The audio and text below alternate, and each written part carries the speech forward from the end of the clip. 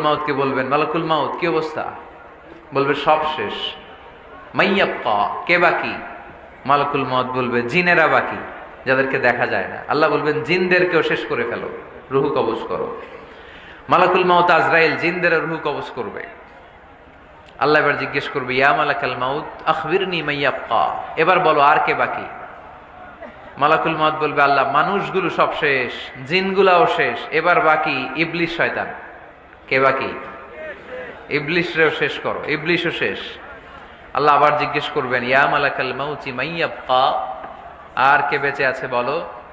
মালাকুল মাউত বলবে, আল্লাহ আপনার কথা অনুযায়ী পৃথিবীর সব মানুষের রুহু কবজ করলাম, সব জিনদের রুহু কবজ করলাম, ইবলিসের রুহু কবজ করলাম, এখন আছে শুধু ফেরেশতারা।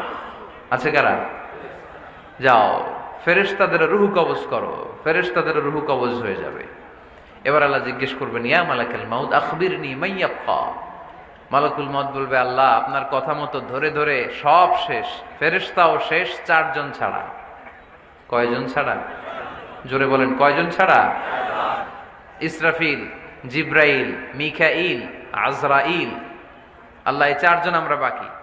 আল্লাহ বলবে, যাও ইযহাব ইনতালিক ইলা জিবরিল ওয়াকবাদ রূহা, জিব্রাইলের রূহ কবজ করো।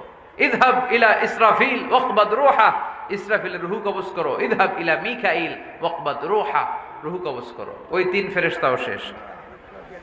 এবার আল্লাহ তাআলা জিজ্ঞেস করবেন, ইয়া মালাকাল মাউত আখবিরনি মাইয়াবকা, হে মালাকুল মাউত আর কে বাকি আছে বলো।